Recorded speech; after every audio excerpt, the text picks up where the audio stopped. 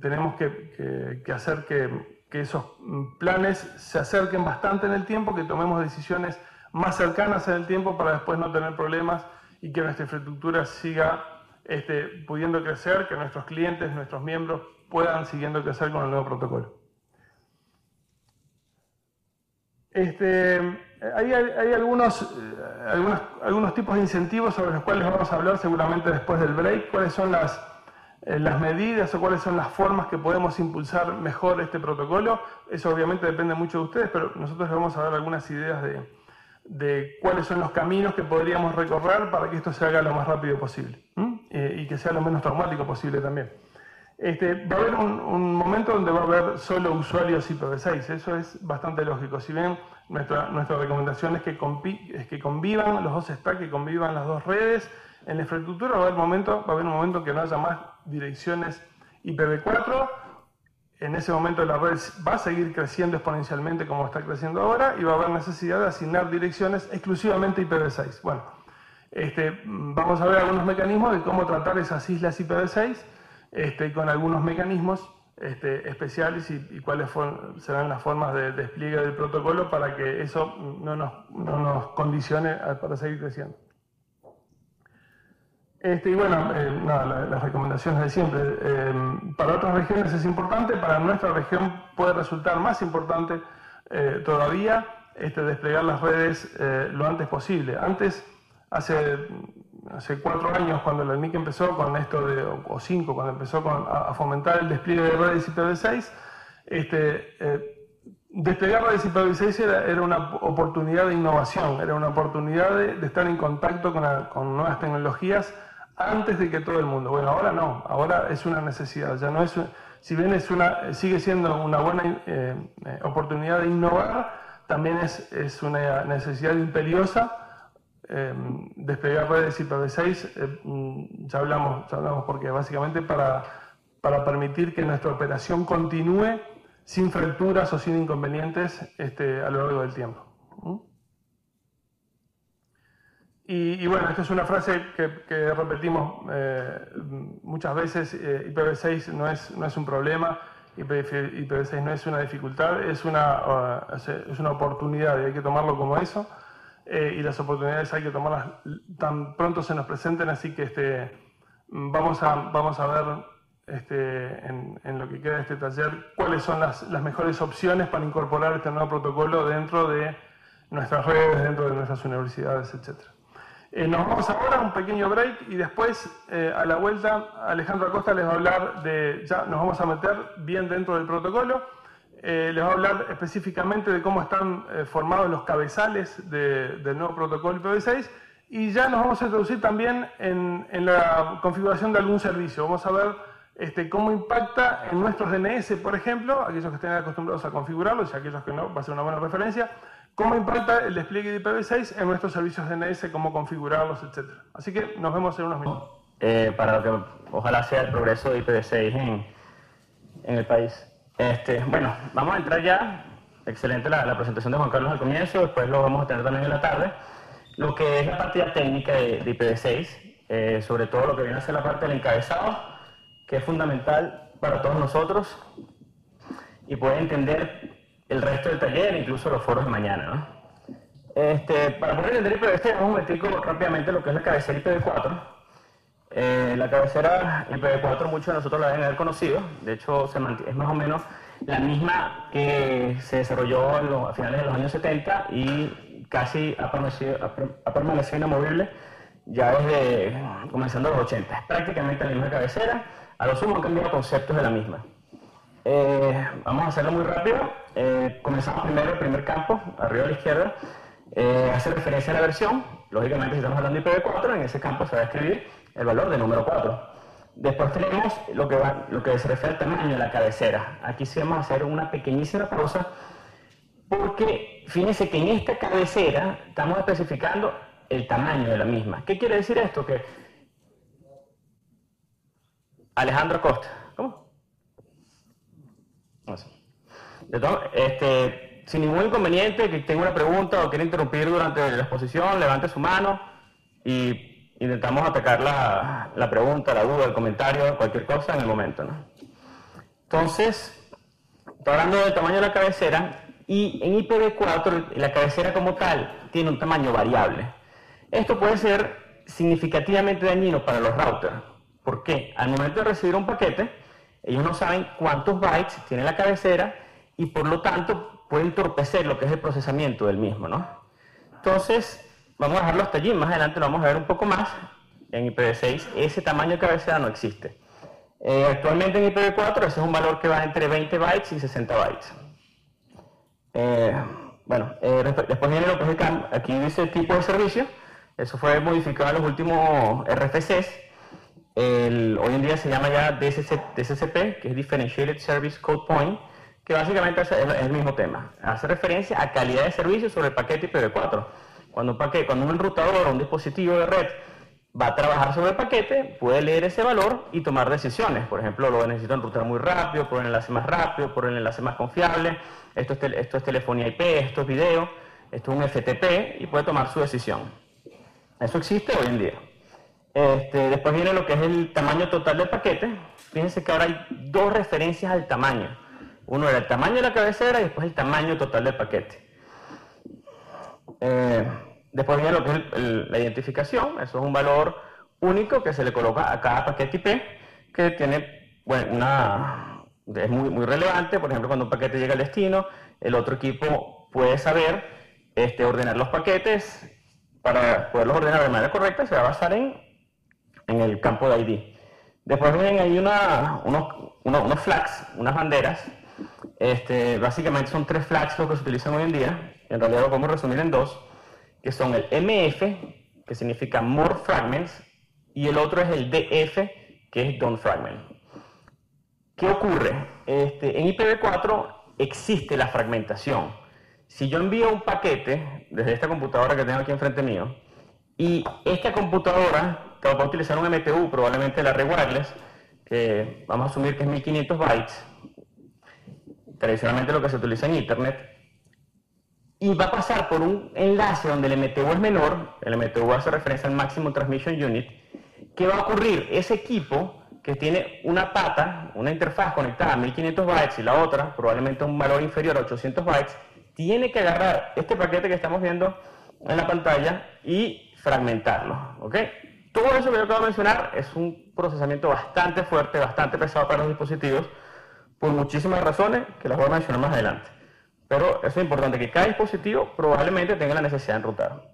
Después viene un campo que en inglés se conoce como Fragment Offset. Básicamente eso es un puntero a el paquete fragmentado. Si un paquete fue fragmentado en el recorrido a su destino, el receptor agarra esos paquetes fragmentados y la manera que él utiliza para poderlos ordenar es utilizando ese Fragment Offset que vemos allí. Después, posteriormente, tenemos un campo que se llama tiempo de vida, que es Time to Live. Después vemos un campo que se llama protocolo. El protocolo a lo que hace referencia es cuál es el protocolo de capa superior que él está llevando, ¿ok?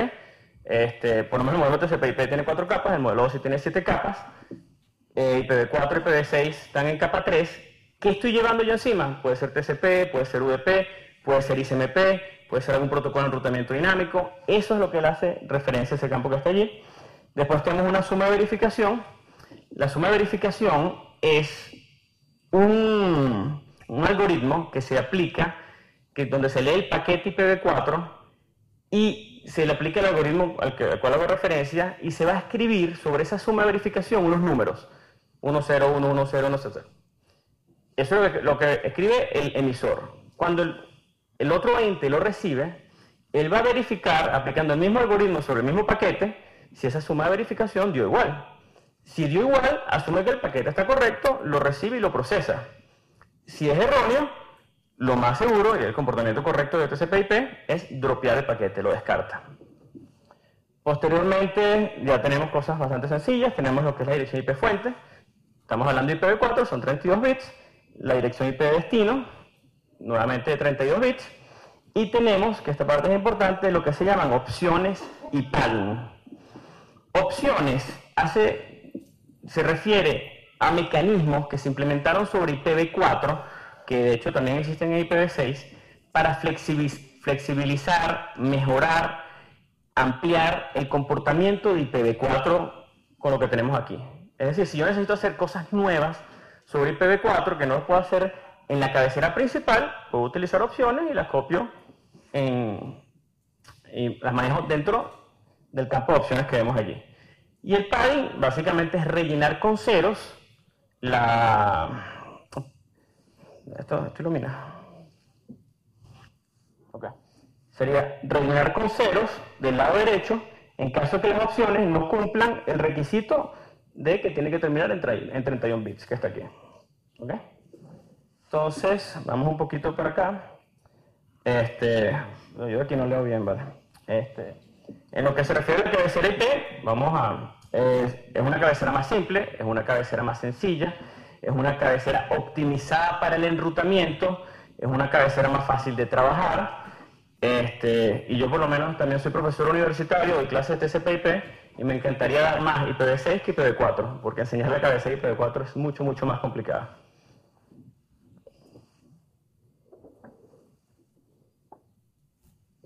Okay. Bueno, aparte de abajo, por ejemplo, dice minimiza el overhead en los cabezales, básicamente el tamaño fijo, y reduce el costo de procesamiento de los paquetes en los routers, porque ya ellos saben qué esperar.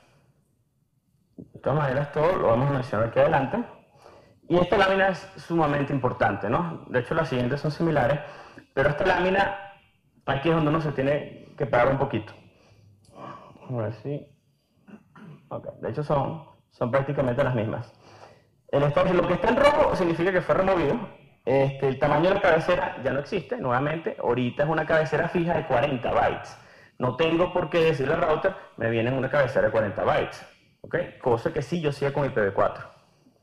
El campo de identificación, ya vamos a ver, fue eliminado. Los flags, como estaba mencionando antes, los flags manejan básicamente lo que es fragmentación. En IPv6, que lo mencionó muy rápido Juan Carlos, la fragmentación lo manejan los endpoints, lo maneja el emisor al receptor. Los dispositivos que estén en el medio, léanse el firewall, router, switches, cualquier cosa, no tienen que fragmentar el paquete. Esto está completamente prohibido. Si lo fragmento, el receptor no va a tener manera de ensamblarlo de manera correcta. Esto está completamente prohibido. Eso es muy eficiente porque la fragmentación quita muchísimo procesamiento. La fragmentación es dividir el paquete, setear los bits de more framing y no framing como son, manejar el paquete de ID el paquete ID en cada paquete que estoy trabajando. El checksum lo tengo que recalcular. Es muy, muy pesado para los equipos hacer esa parte de fragmentación. Lógicamente, si no tengo fragmentación, no necesito el puntero. Y la suma de verificación, que es tan pesada, también fue eliminada. ¿Por qué se elimina? Si eso a primera uno puede pensar es muy importante, yo quiero saber si el paquete llegó de manera correcta. Realmente, hoy en día las redes son mucho más estables y con menos errores que hace muchos años. El checksum también está manejado a nivel de capa 2, por ejemplo, vamos a hablar específicamente de Ethernet. Ethernet maneja lo que maneja todavía, lógicamente, lo que es el campo CRC, que es el chequeo de redundancia cíclica, y muchos protocolos de capa superior, vamos a hablar por ejemplo de capa 7, HTTP, FTP, también tienen sumas de verificación, DNS, de checksum como tal. Entonces esto es como que hacerlo más redundante. No valía la pena y efectivamente fue eliminado. Y bueno, está eliminado y hoy en día funciona muy bien. Y el campo de opciones como tal, aquí aparece eliminado porque ya no se llama opciones y se está manejando de otra manera un poquito, bueno, no un poquito, bastante más inteligente que con IPv4. Aquí vamos a ver también cómo fueron modificadas el tipo de servicio. Ahora se llama clase de tráfico. Básicamente es lo mismo, es que para manejar calidad de servicio en los equipos. Lo mismo que mencioné anteriormente, si es un FTP, lo puedo mandar por un enlace que sea lento, pero de mucho ancho de banda. Si es telefonía IP, quiero mandarlo por un enlace muy rápido. Ese tipo de cosas las puedo manejar aquí y lógicamente, por lo menos en algunos enrutadores, manejarlo en una cola, la cual en el enrutador la procesa más rápido. De igual manera tendríamos el tamaño total. Esto ya no es el total, sino es el tamaño del payload. ¿Qué significa? De lo que yo estoy llevando encima de mí. Ya yo sé que yo tengo 40 bytes de datos de cabecera. ¿Cuánto estoy llevando yo HTTP, de un FTP? Y eso es lo que yo voy a decir en el tamaño de datos. Tenemos, por ejemplo, el tiempo de vida. Bueno, sin ese campo Internet no existiera. Lo que hicieron fue renombrarlo. Ahorita se llama hop limit. Se llama en inglés límite de hops. Como todos sabemos, en IPv4, a pesar de que tenía ese valor llamado time to live, es un nombre que estaba colocado de manera rara. ¿Qué ocurre cuando se envía un paquete IP? Tiene el emisor, setea en ese campo un valor numérico, y cada vez que pase por un dispositivo que es capaz de enrutar, ¿ok? De hecho, por ejemplo, si ustedes hacen ahorita el access point que se encuentra ahorita en esta red, cuando yo envío un paquete, el access point va a agarrar mi paquete IP y va a descontar este hop limit. Hoy en día el time to live lo va a descontar en 1, ¿ok? Vamos a hacer un pequeño vistazo a cómo funciona eso y para qué existe. Eso básicamente existe para que un paquete no se quede dando vueltas por internet por toda la vida. ¿Ok? Yo estoy diciendo que lo va a descontar en 1. Vamos a suponer que yo soy un emisor, le seteo un valor de 3 al hop limit. Cuando pase por el primer dispositivo, lo va a reducir de 3 a 2. Cuando pase por el segundo dispositivo, es 2 a 1, el hop limit. Cuando llegue al tercer dispositivo, lo va a poner en 0. Tiene que ponerlo de 1 a 0. Excelente. Lo pone 1 a 0, pero descarta el paquete, que es lo importante, por eso que no se va a quedar dando vueltas por internet para siempre, y le envía al emisor un paquete ICMP de error, que el emisor ya verá cómo lo trabaja. ¿Qué otras cosas? Y el protocolo, básicamente ahora se llama Next Header. ¿Ok? Es decir, ¿qué estoy llevando yo encima? HTTP, FTP. Este numerito ahora se llama Next Header. Y también el campo de opciones también lo estamos manejando dentro del Next Header. ¿Ok? Ya lo vamos a ver con más detalle. Hay un campo nuevo, ¿ok?, que se llama identificador de flujo, que de hecho hoy en día no está siendo muy utilizado. De hecho, todos nosotros, si navegamos ahorita con IPv6, que el access point de la red soporta IPv6, vamos a ver que generalmente el identificador de flujo está marcado siempre en 0. Pero si tiene su objetivo, y la idea es que sea mucho más utilizado en los futuros cercanos, y le va a ofrecer a los operadores mayor flexibilidad a la hora de manejo de calidad de servicio. Además de poder tenerlo en esto, lo va a poder tener como flujo de datos. Si yo lo marco como un flujo, y ese mismo identificador yo lo utilizo para el resto de los paquetes que voy a enviar, siempre que lo marque con ese flujo, el enrutador va a tomar la decisión de qué hacer, cómo manipularlo, si es rápido, si es lento, qué sé yo, también con este flujo. Realmente, entre estos dos, se va a hacer una calidad de servicio, pero más a detalle, más flexible, más cómoda y otras cosas. Y bueno, lógicamente, la cabecera, lo que es la dirección IP origen y fuente, lógicamente 128 bits cada una. Y hay algo aquí que hay que recalcar. Fíjense que la cabecera mínima de IPv4 tiene 20 bytes, ¿ok? Como mencioné hace rato. Pero la cabecera la cabecera fija de IPv6 tiene 40 bytes. A pesar de que se creció las direcciones IP por 4, ok, ahora son 128 bits, antes eran 32, en la cabecera como tal solamente se duplicó de tamaño. ¿Okay? Entonces allí, gracias a ese mecanismo de ahorro de campos, de hacerlos más eficientes, de un manejo más inteligente, no hubo necesidad de hacer crecer más la cabecera. Okay. Bueno, y estos básicamente son los campos que se mantuvieron. Lo que es la versión, ahora se llama IPv6, ahora el valor vendría a ser en IPv6. Quizás unas personas pueden preguntar, y algo que ocurrió ahorita, ¿no? En Internet también existe un campo que se llama protocolo, que es ¿qué estoy llevando yo encima? Y tiene un identificador diferente para IPv6 y para IPv4. Uno puede preguntarse por qué yo voy a tener en el datagrama IPv6 un campo que se llama versión, si ya me lo está diciendo el protocolo de capa 2. La razón es porque no siempre se usa Ethernet, sino pueden haber otros mecanismos de transmisión y a un enrutador le va a convenir y tiene que saber qué tipo de paquete IP está recibiendo. Bueno, aquí ya se ve más bonito lo que vendría a ser la cabecera IPv6 definitiva. De hecho es la misma que está documentada en el RFC 2460. Y bueno, vamos un momentico con la parte de lo que son los cabezales de extensión. Los cabezales de extensión son el homólogo de lo que son las opciones en IPv4. En IPv4 yo podía escribir opciones de tal manera de que intentar forzar el enrutamiento, de que me dijera por qué el enrutador está pasando, si iba grabando en el campo de opciones. Existían otras opciones de manejo de timestamp, de tiempo. Aquí básicamente es exactamente lo mismo, ¿ok? ¿Qué se hizo? Bueno, lo bueno de IPv4 se mantuvo en IPv6. Y esto es un poco mejor. ¿Por qué? Porque las cabeceras son estaqueables. ¿Qué significa? Yo puedo tener una cabecera fija IPv6, sobre ella monto otra cabecera y sobre otra puedo montar otra, y de hecho no está definido cuánto es el límite que yo puedo montar uno sobre otro. ¿Okay? Es algo que podemos hacer hoy en día y funciona. No estamos perdiendo funcionalidades de IPv4 si a alguna persona le preocupa eso, si no, se sigue manteniendo. De hecho aquí están numeradas las mejores. Aquí básicamente lo que dicen son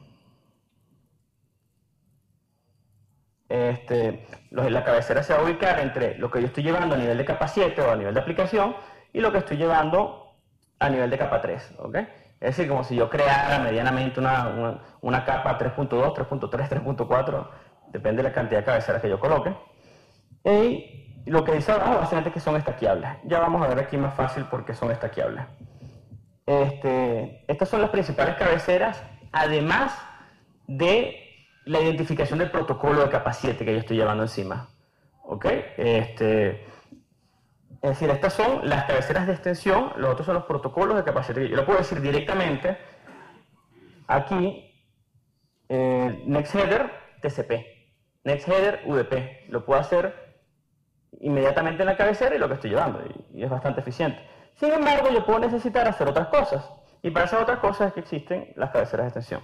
Por ejemplo, está el hop by hop, que es la única función que tiene esta cabecera de extensión, es el manejo de jumbogramas. ¿Ok? Yo puedo manejar paquetes de hasta de 32 bits si el MTU me lo soporta.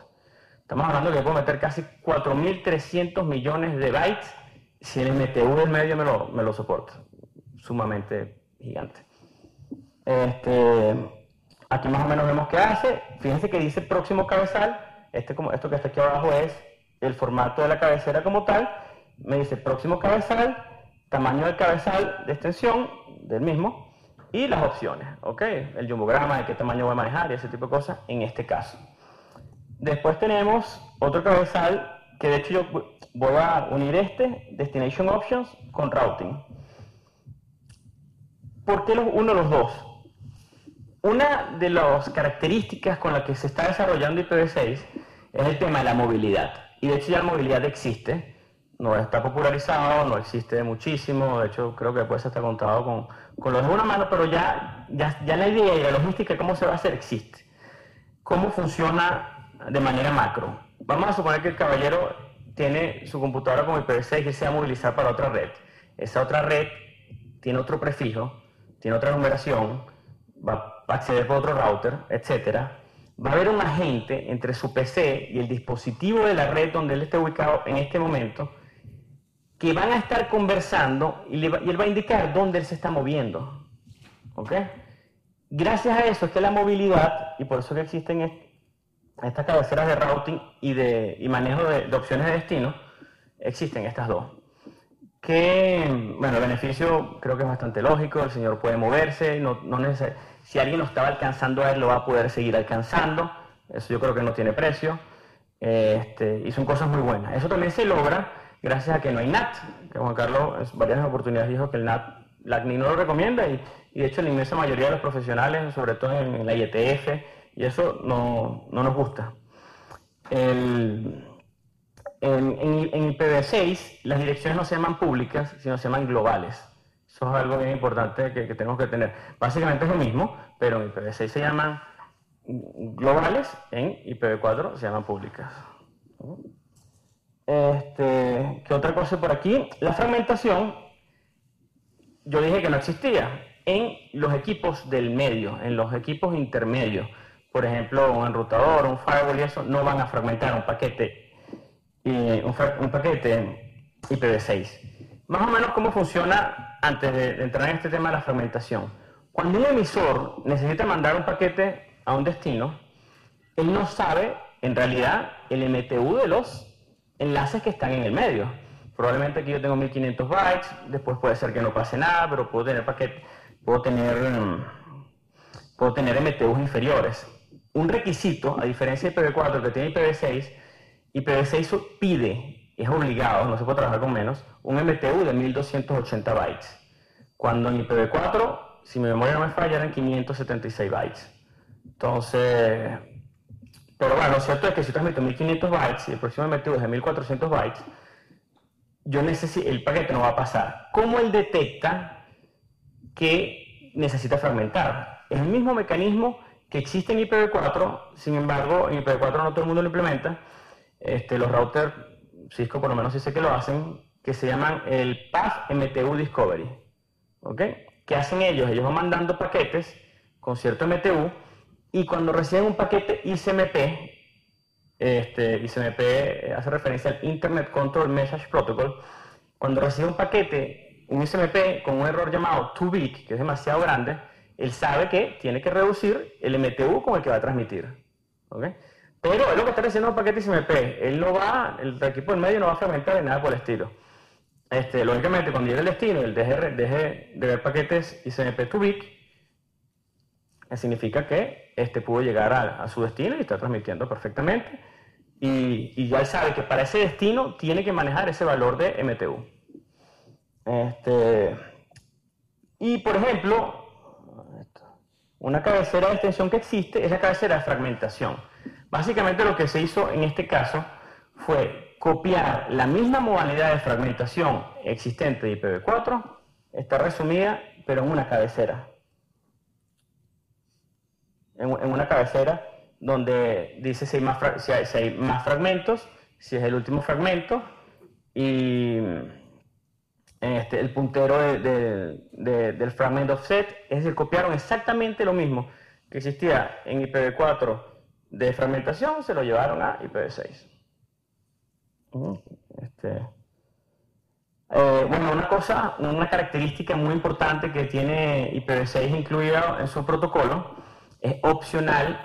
Bueno, en IPv4 como opcional, aquí siempre existe, es el IPsec, ¿ok? Es decir, el cifrado de paquetes de un destino al otro ya está incorporado en el mismo protocolo. Tenemos las mismas cabeceras que existen en IPv4, lo que es la cabecera de autenticación, que básicamente lo que hace es asegurar la integridad de los paquetes, es decir, si yo mando un paquete que no se modificó en el camino, que probablemente no existe un man in the middle attack, un hombre en el medio que no haya modificado el paquete, y si el paquete llegó íntegro al otro lado. Y está lo que es la cabecera ESP, que también existe en IPsec y en IPv4, pero no nativa en el protocolo, que es básicamente el cifrado de la información. De hecho, todo lo que venga después del paquete ESP, tradicionalmente pues, va a estar cifrado. ¿Okay? Una palabra que no existe en el español va a estar encriptado. ¿Qué más hay por aquí? El RFC 2460 da unas recomendaciones de cuál es el orden. Yo dije ahorita que, bueno, que en IPv6 yo tengo un datagrama fijo de una cabecera fija y yo tengo la posibilidad de poner cabeceras adicionales sobre él, y sobre las cabeceras adicionales yo puedo montar otra cabecera, pero hay un orden que recomiendan seguirlo, ¿ok? No es obligatorio, pero hay un orden. El orden tiene su lógica, porque el receptor probablemente le convenga manejar la información que viene en las cabeceras acorde a cómo fue encapsulado el paquete. ¿Okay? El único que es obligatorio, y si uno va a usar, es el de jumbogramas, el de hop by hop options. Es el único que tiene que ser montado inmediatamente después de la cabecera principal. Estamos hablando en caso de que yo utilice esas cabeceras. Son opcionales de misma manera como existía en IPv4. El resto, bueno, este es el orden donde recomiendan hacerlo: routing, fragmentation, authentication header, encapsulation y destination options. ¿Okay? Ese debería ser el orden tradicional como recomiendan montarlo. De hecho, también es obligado, y un firewall no debería hacerlo, a la hora de manipular los headers que están mencionados aquí. Por lo menos un firewall no debería, si yo sé que vienen varios headers, yo quiero ir directo, un receptor, no debería haber dispositivo que lo haga. Yo quiero ver directamente el fragmentation. No debería ser. Él tiene que trabajar el paquete y las cabeceras del mismo orden como fueron recibidas. Okay, yo no puedo estar haciendo, me voy directamente al campo de fragmentación, sino de una manera correcta. Y esto es todo referente a la parte de cabezales. ¿Algún comentario, una duda? Una pregunta ya que mencionas, decías que no hay como un orden específico, sino una recomendación. Correcto. No hay un estándar. Entonces, cuando hablabas a lo mejor de un firewall, un enrutador, de cómo debe trabajar esos paquetes, es decir, ¿cuál es el lineamiento que debe seguir por lo menos un equipo de marca X y uno de marca Y para que no haya problema a la hora de trabajar esos paquetes? El lineamiento, de hecho, no está mal si tú lo montas en el orden que tú quieras. No está mal y está permitido.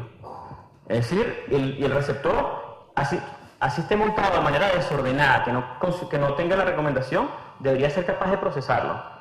Es decir, no habrá problema entre fabricantes, entre firewalls, entre alguna interoperabilidad entre los dispositivos, no va a haber inconveniente. Y de hecho, tanto si el RFC como tal, el 2460, de hecho voy a hacer una pausa rápidamente diciendo lo que es la IETF y eso, indica, lo maneja como recomendación, a pesar de que el RFC 2460 es un estándar, es un STD completo. Yo mencionaba mucho, y de hecho Juan Carlos también lo hizo, la palabra RFC. Todo el mundo estamos en la misma página, todo el mundo sabe qué es RFC. ¿Quieren que mencione un poquito? ¿No lo menciono entonces? ¿Sí? Ok. Bueno, existe un organismo llamado la IETF. ¿Okay? La IETF es el organismo de ingeniería, la fuerza de trabajo de ingeniería de Internet. ¿Okay? Internet Engineering Task Force, es lo que significa eso. Ellos están patrocinados por la ISOC y eso. ¿Qué ocurre? La IETF es un organismo donde todos los que estamos aquí, y de hecho a nivel mundial existe, podemos participar. Y de hecho para participar no hay que estar en sitio. La inmensa mayoría del trabajo es por listas de correo, trabajo remoto, no hay que estar en sitio para hacerlo. La IETF, a pesar de eso, se reúne 3 veces al año. De hecho, me alegra decir que la ISOC, como está diciendo, es el organismo que regula, por decir una palabra, no exactamente que regula, la IETF, tiene 2 becas para asistir a las IETF anuales. Es decir, cualquier persona que esté aquí puede aplicar a una de esas becas y asistir a una reunión. Pero bueno, volviendo a lo que hace la IETF son muchísimos ingenieros, están divididos por grupos de trabajo. De hecho, para IPv6 hay varios grupos de trabajo. El grupo de trabajo donde por lo menos yo más participo se llama V6 Ops, que es V6 Operation. Y a lo que quiero llegar es, vamos a suponer que al caballero le quiere hacer, dice, no está de acuerdo con algo que está aquí. Él puede, en las listas de trabajo de la IETF, decir, yo no estoy de acuerdo cómo se está manejando el hop by hop, porque me parece que los enrutadores pueden tener este inconveniente. Y si tiene una buena base, y en lo que él diga puede ser adoptado por el grupo de trabajo y en un futuro volverse un estándar, y tanto así que después de que se convierte en un estándar, tradicionalmente todos los vendors, llámese Cisco, Juniper, ZTE, todo el mundo va a adoptar lo que el caballero dijo. No, es verdad, eso está muy mal hecho por tal y tal razón. Y lo punto es que es algo abierto, y de hecho uno no participa ni siquiera como empresa, uno participa como individuo, algo completamente individual. Si el caballero hace una propuesta, va a decir, fulanito hizo otra propuesta. Entre paréntesis puede ser que diga la empresa y eso, pero no está patrocinado, no está hecho por la empresa. Es por eso que se llaman estándares. Y gracias a que IP, IPv6, TCP, UDP, todos son estándares que están documentados, es que existe lo que es se pueden comunicar entre ellos de manera tan fácil, y es lo que ha hecho que IP esté donde está hoy en día. Porque si fuera un protocolo cerrado, por lo menos, no voy a mencionar ningún vendor, pero tantos protocolos cerrados que se hicieron en los años 80, no crecieron por eso. Porque yo para hablar una computadora de una marca con otra, o un sistema operativo con otro, tienen protocolos diferentes, sencillamente no pueden hablar. Entonces, bueno, la IETF lo que hace muchos documentos, tiene dos documentos principales, uno es el Internet Draft y el otro son los RFC. Tanto así que el RFC significa Request for Comments, que significa solicitud de comentarios. Entonces, ahorita uno puede decir, mira, yo no estoy de acuerdo con con lo que uno quiera, pues, porque en la IETF hacen voz sobre IP, MPLS, telefonía, streaming, RTP, lo que sea. Uno puede participar en ellos y es muy bueno que todos los que estemos aquí sepamos que eso existe, nos podemos suscribir a las listas, quizás podemos estar pasivos y en caso de que algo ocurra, uno puede, mira, participar, pues. ¿Okay? Hablaste de movilidad. Ok. Se me ocurre que cambio de AP, por ejemplo, puedo recibir un IP diferente. Quiere decir que cosas con IPv6. Quiere decir que con IPv6 no voy a perder una sesión TCP, por ejemplo. No deberías perderla, es lo que dice la teoría. De hecho, las pruebas dicen que no se pierde la comunicación TCP y en telefonía IP a lo sumo escuchas un glitch, pero no las pierdes. Y si tienes un prefijo nuevo, la dirección IP que tenías se pierde. Estás en una red nueva, pues, es como que agarras una dirección IP de aquí y te vayas a otra oficina que tenga IPv6, la que tienes aquí no te va a funcionar en otra oficina. Pero es correcto, no pierdes la conexión TCP. Ok, gracias.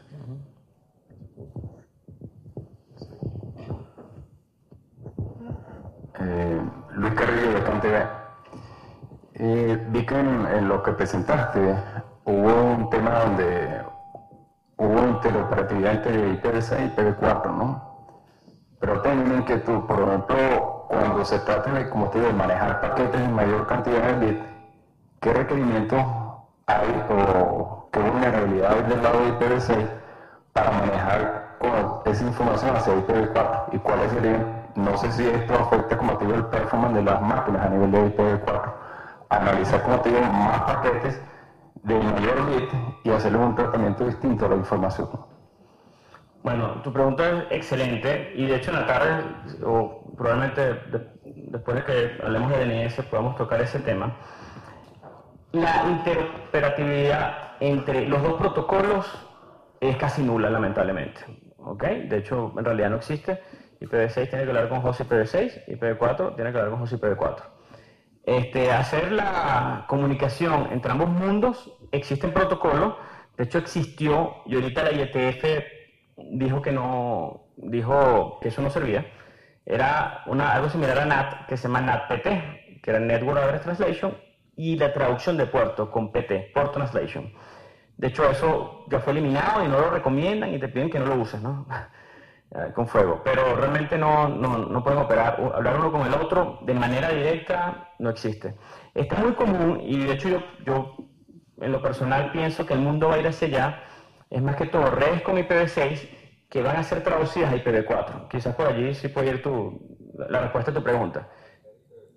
Para eso se utilizan dos mecanismos en conjunto que se llaman NAT64 de IPv6 y IPv4 con un mecanismo llamado DNS64, DNS64, que hace creo que exactamente lo que tú quieres.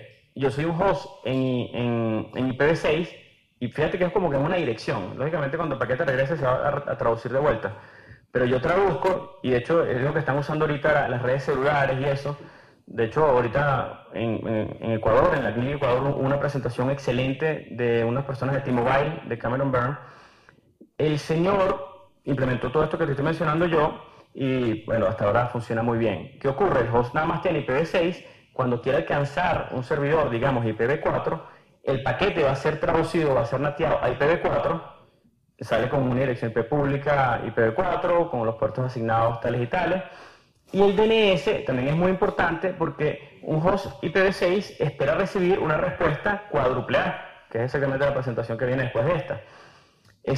También hay que traducir la respuesta para que el cliente que quiere navegar la pueda entender. Entonces existe una traducción de una respuesta cuádruple A, que es IPv6, a una, perdón, lo dije al revés, una respuesta que es A, en DNS, address, llega una respuesta A, y hay que traducirla para que el navegador pueda entrar creyendo que está entrando a una página IPv6. Lo voy a repetir una vez más porque quizás me enredo un poco explicando. Yo tengo una máquina que únicamente tiene IPv6. Quiero entrar a un website que nada más tiene IPv4. De hecho, en lo personal, yo creo que el mundo va más para allá. Quizás me equivoco, pero es mi apreciación personal. ¿Qué va a ocurrir? La máquina nada más tiene IPv6, tiene un gateway IPv6, tiene DNS configurado en IPv6, tiene todo en IPv6. Para yo navegar a un destino IPv6, para que el DNS me responda, me da una respuesta que es cuádruple A. ¿Okay? Hoy en día, las personas que ya hemos configurado DNS, ya hemos hecho algún troubleshooting de DNS, sabemos que es con una sola A. ¿Qué ocurre? Toda esa información que yo quiero entrar a un destino, en teoría no, un destino IPv4, y que voy a entrar con un DNS que me va a devolver una dirección IPv4, pero yo estoy en una máquina que tiene IPv6, no puedo entrar. ¿Qué va a ocurrir? Va a ocurrir una traducción donde la dirección IP de la máquina IPv6 va a ser nateada a IPv4, y adicionalmente la respuesta que yo estoy obteniendo, donde voy a llegar, quiero el DNS, me va a dar una respuesta en teoría de A, tiene que haber un equipo que me la va a traducir a cuádruple A. ¿Qué va a ocurrir? La computadora va a buscar un destino IPv6 y va a buscar un DNS en IPv6. Pero el DNS 64 y el NAT 64 me la va a convertir efectivamente para que pueda alcanzar el destino en IPv4. ¿Eso está en los métodos de transición? Sí. Okay. Eso también va a estar con más información en la tarde o más adelante. Pero en principio es eso.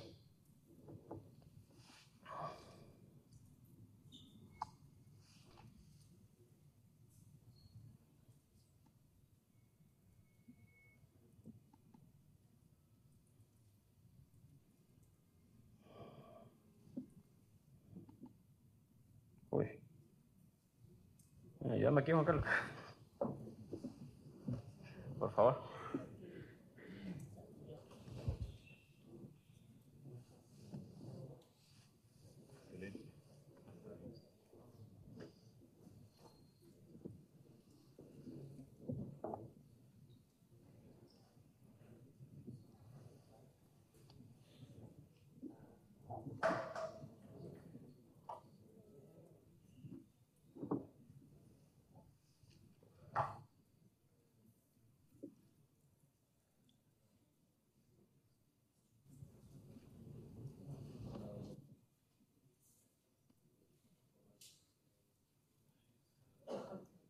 Protocolo, y vamos a hablar de direccionamiento, cómo están formadas las direcciones, qué tipos de direcciones vamos a usar para qué cosa, algunos prefijos interesantes que vamos a tener que tener en cuenta para, por ejemplo, trabajos de documentación, etc.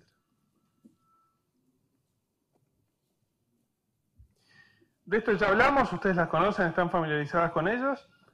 Con ellas, las direcciones IPv4 están formadas por 4 segmentos de 8 bits. Tenemos entonces 4.294 millones de direcciones formadas a partir de los 32 bits de las direcciones IPv4. Una dirección IPv6 está formada por más bits, por una cantidad, yo diría que enorme de bits, lo que nos permite, lo que estamos hablando desde el principio, un espacio de direccionamiento significativamente más grande que el espacio de direccionamiento IPv4. Hay varias formas, ese es un número enorme, no me animo ni a decirlo. Hay varias comparaciones en cuanto a qué cantidad de direcciones IPv6 tenemos disponibles. Hay imágenes que nos representan la cantidad, por ejemplo, hay una dirección IP por cada granito de arena del desierto del Sahara. Hay no sé cuántas direcciones, 5.6 por 10 a la 28 direcciones por cada ser humano.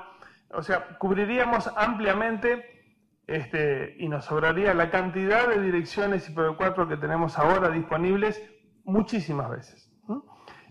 por esto y por cómo está conformado el protocolo es que dijimos al principio de la charla que ya no vamos a hablar, excepto en algunos casos especiales, por ejemplo, configuración manual de algunos dispositivos, router, host, servicio, etc. A no ser por eso que sí utilizamos direcciones IPv6 completas, nos vamos a acostumbrar a hablar de redes. Las asignaciones de direcciones van a ser a partir de prefijos de redes.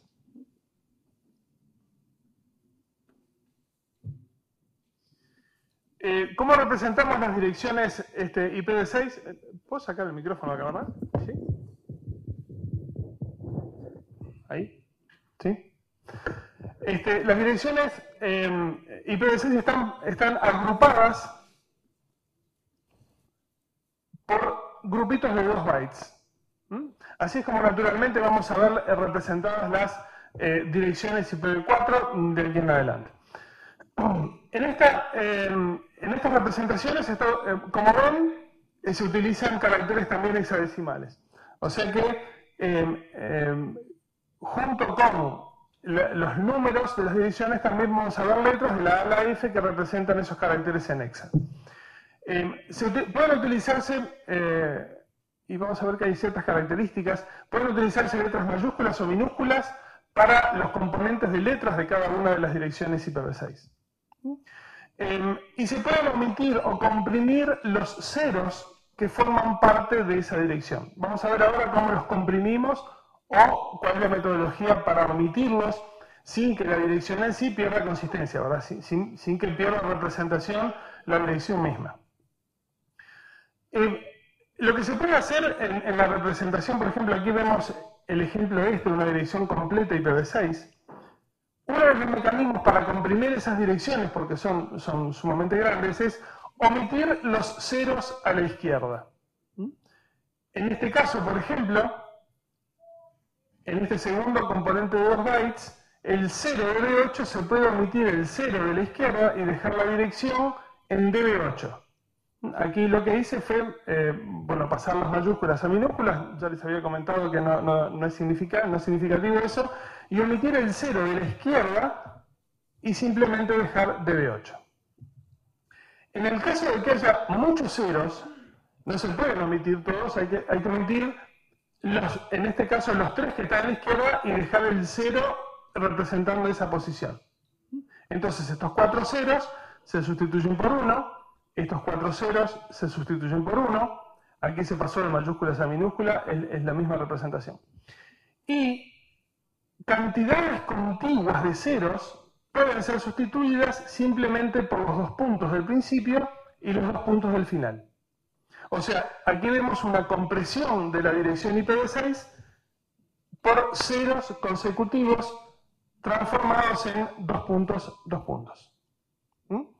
Hay cierta particularidad en el tema del uso de los 2 puntos si es que se pueden utilizar, o sea, la compresión y dejar 2 puntos se puede utilizar una sola vez por cada dirección.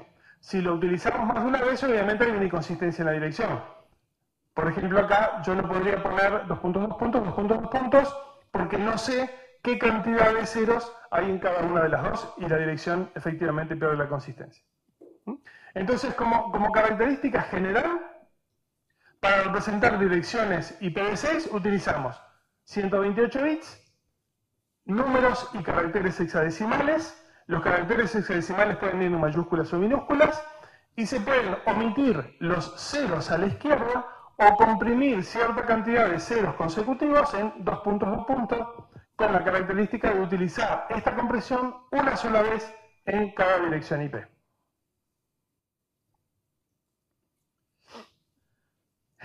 ¿Se acuerdan que yo les comenté que antes en IPv4 se utilizaban clases para definir los bloques de direcciones IP? Después se utilizó un mecanismo que se llama CIDR, que se utiliza en IPv4, ¿verdad? Dirección, tamaño del prefijo. Esa forma de representar direcciones se heredó en IPv6 y también se utiliza esa nomenclatura para representar direcciones o bloques de IPv6. La nomenclatura se llama CIDR, igual que en IPv4, y se representa con dirección y / tamaño del prefijo de esa dirección. Por ejemplo, 2001-DB8, 302, 2.2 barra 64. El prefijo global, los prefijos globales son los 32, en este caso 2001-DB8, y el ID de la subred 3003-002. Este es el prefijo, este es el prefijo, esta es la dirección de la subred. Estas direcciones IPv6, si bien hay mecanismos de DNS, como le comentaba Alejandro, nosotros también podemos ponerlas directamente, por ejemplo, en una URL. O de la misma forma que usamos las direcciones IPv4 ahora, podemos poner una URL IPv4, podemos identificar un acceso a un host FTP directamente poniendo la dirección IPv4, etc. Tiene cierta peculiaridad, y es que como en general nosotros podemos utilizar, por ejemplo, en una URL el número de puerto, y para identificar el número de puerto seguimos utilizando los dos puntos, ahí puede haber algún problema entre los dos puntos que representan la dirección IP y los dos puntos que representan el puerto a donde nosotros queremos conectarnos. En ese caso, las direcciones IP pueden ser identificadas, pero encerradas dentro de paréntesis rectos. O sea, podemos identificar una dirección dentro de una URL que utiliza el protocolo HTTP, dos puntos, barra, barra, etcétera, paréntesis rectos, la dirección IP, cerramos paréntesis rectos y el resto de la URL. Eso, más que nada, por este caso de aquí abajo. Si yo no hubiera puesto aquí los paréntesis rectos, yo acá tengo una dirección IPv6, tengo una compresión de cantidad de ceros, que se supone que es lo último que utilizo, y de vuelta aparecerían los dos puntos, indicando el puerto. Si no pongo los paréntesis rectos, podría interpretarse que esto es parte de la dirección IPv6, lo cual es incorrecto. Entonces, para utilizar direcciones IPv6, y vamos a ver también en las prácticas que vamos a hacer en la tarde, que estas direcciones IPv6 también se indican de esta forma, o sea, encerradas dentro de paréntesis rectos, en las configuraciones de servicios. No es en el caso del DNS, pero sí, por ejemplo, un servidor HTTP que vamos a configurar en la tarde, ese tipo de servicios, donde se indican en qué direcciones se están escuchando los servicios, se indican las direcciones IPv6 dentro o encerradas dentro de paréntesis rectos.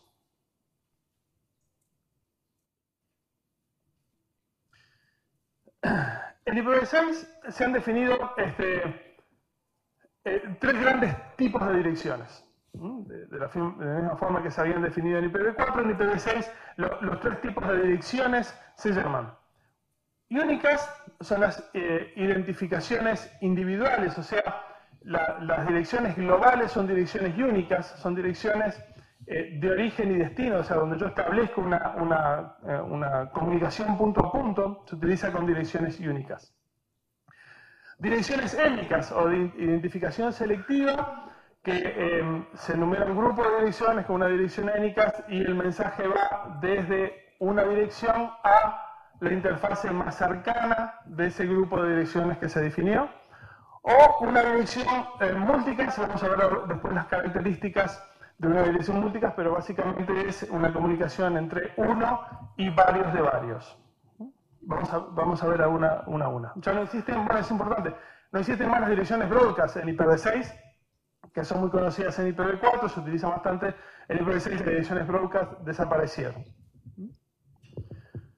Las direcciones únicas, global unicast, están definidas en este grupo de direcciones, son globalmente routables, son similares a las direcciones IPv4, y es el 13% del total de direcciones disponibles. ¿Se acuerdan la gráfica que vimos hace un rato de cuál es el espacio que se ha definido como Global Unicast?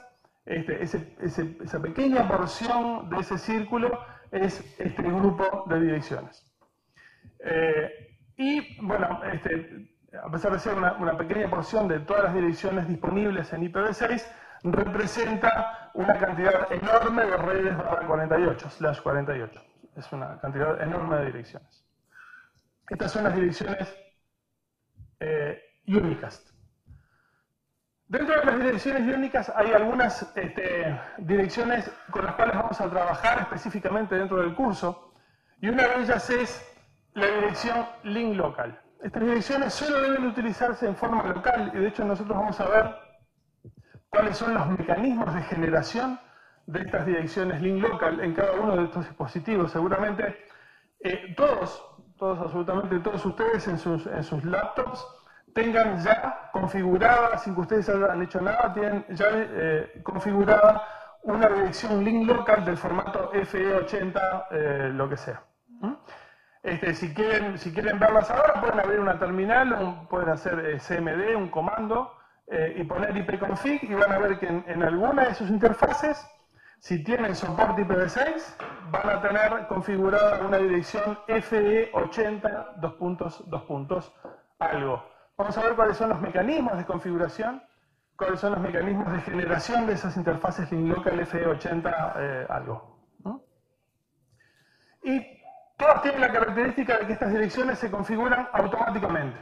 O sea, solamente por encender el equipo y que el equipo soporte la instalación del stack o tenga instalado el stack IPv6, automáticamente cuando el equipo arranca se configura una dirección del tipo link local en alguna de las interfaces. ¿Sí? ¿La vieron todos? ¿Sí? Vamos a ver el mecanismo de generación después cuando veamos la presentación de autoconfiguración. Las características de los identificadores Unicast, bueno, deben ser únicos dentro del mismo prefijo de su red, eso también pasa en IPv4, obviamente, la unicidad de las direcciones. Y pueden ser configuradas, hay algunos detalles más, pero lo más importante es que pueden ser configuradas manualmente o en procesos automáticos de autoconfiguración, que vamos a ver cuál es el proceso de autoconfiguración, o asignar, eso se denomina una configuración stateless, o sea, no tiene estado, se configura simplemente por encender el equipo, y hay configuraciones stateless y stateful a partir de servidores de HCP. Los identificadores, o sea, lo que va después del prefijo de red, pueden ser generados aleatoriamente o a través de ciertos mecanismos, vamos a ver cuáles van a ser esos, pero básicamente hay un mecanismo que es sobre el que vamos a poner énfasis.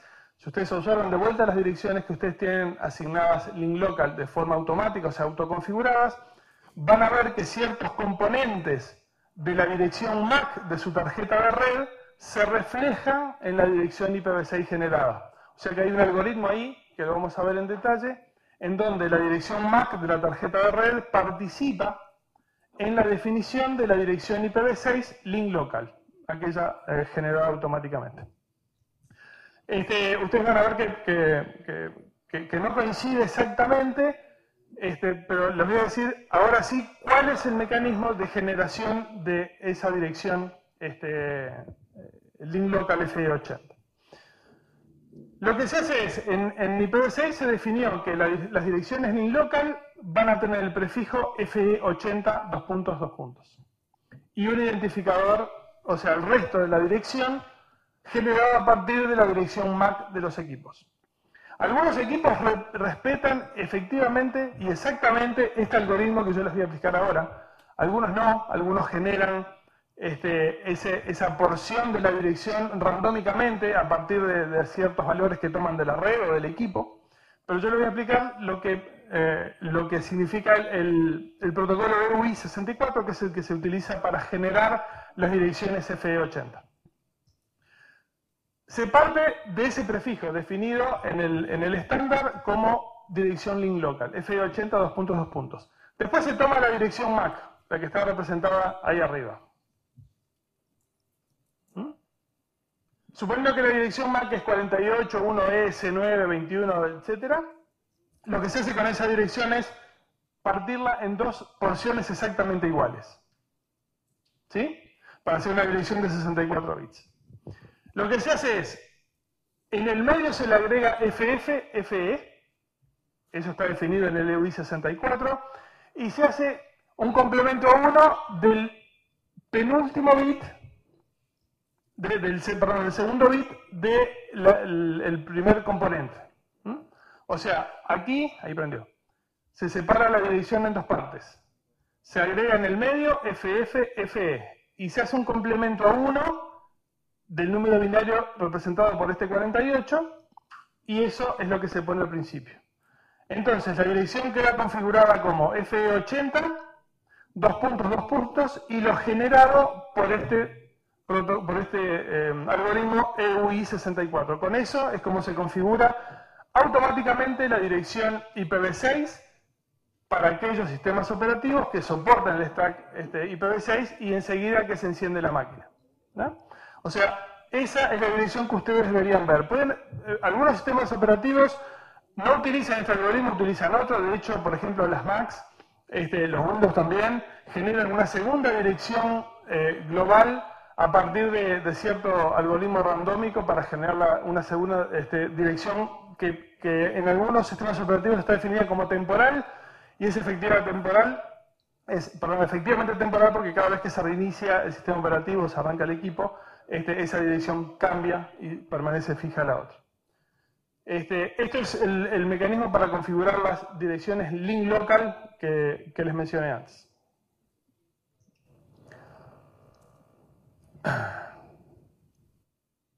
Las direcciones unique local se utilizan dentro solamente de un enlace. También se denominan ULAs. De hecho, hay sitios donde uno puede... Son algo así como direcciones privadas, pero públicas. O sea, son direcciones globales, pero generadas a partir de cierto mecanismo. Yo no tengo acá, lamentablemente, se los puedo conseguir para la tarde, las direcciones de esos sitios donde uno puede generar las ULAs, pero básicamente son direcciones privadas que uno puede generar para su red, para su laboratorio, etcétera, que tienen, por la forma y por el algoritmo de generación, una altísima probabilidad de que no estén repetidas, ¿no? De que una persona en otro lugar haga un proceso de generación de ULAs, por la forma en que se generan, es altamente improbable que se generen las mismas que uno definió para su direccionamiento privado. Como dice ahí, se utilizan solo dentro de un enlace o dentro de un conjunto limitado de enlaces, por ejemplo, una empresa con locales, una universidad, un organismo con ciertas oficinas conectadas en forma remota. Y no se espera que este grupo de direcciones sea ruteado en Internet. No pasaría nada si se ruteara en Internet porque, de hecho, como les decía, la forma de definir las ULAs hace prácticamente improbable que las direcciones estén repetidas.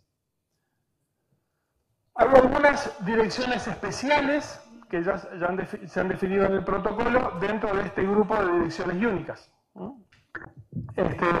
Por ejemplo, el localhost en IPv6 se define como 2.2.1.128. Una dirección no especificada como 2.2.128, dirección no especificada puede interpretarse como todas las direcciones